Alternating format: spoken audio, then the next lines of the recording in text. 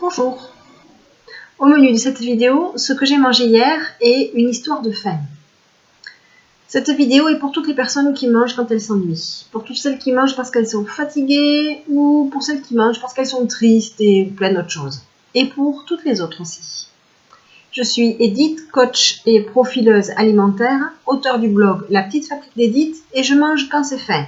Et c'est nouveau pour moi. Et vous?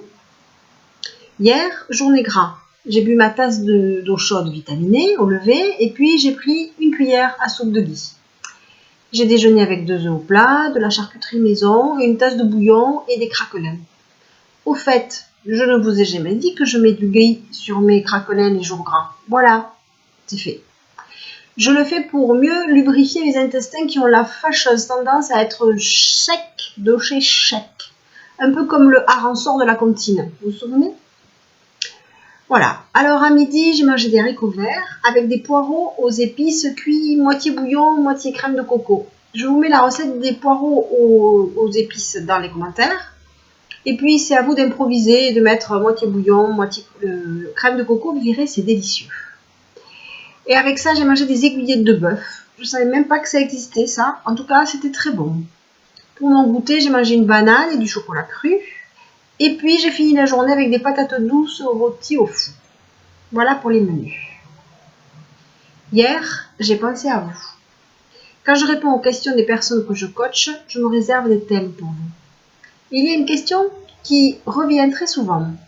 C'est la question de la faim. Et ça m'a longuement travaillé à moi aussi. J'avais faim tout le temps. Et en même temps, je ne sentais pas ma satiété. Je pouvais manger toute la journée et aussi sauter des repas, faire des jeûnes sans le moindre problème. Et j'ai mis beaucoup de temps avant de comprendre que je confondais la faim avec tout un tas d'autres choses. Avec la fatigue, la frustration, l'ennui, la colère, la peur, l'épuisement. J'en passe et des meilleurs. Et les personnes que j'accompagne témoignent souvent de cette même tendance à se remplir d'aliments plutôt que de cerner la vraie demande du corps. 9 fois sur 10, le corps demande du repos. Et on lui donne à manger pour recharger, entre guillemets, les batteries. Et en fait, on ne fait que l'épuiser un peu plus.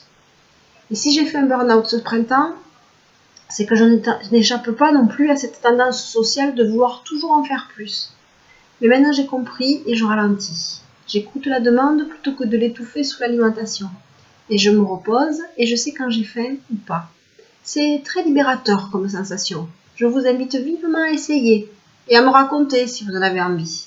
Voilà pour aujourd'hui. J'espère que ça vous a plu. J'attends vos questions pour continuer à avancer avec vous, vos j'aime pour que vos amis soient au courant que j'existe et peut-être les aider. Merci. Et puis je vous dis à demain et je vous fais des bisous.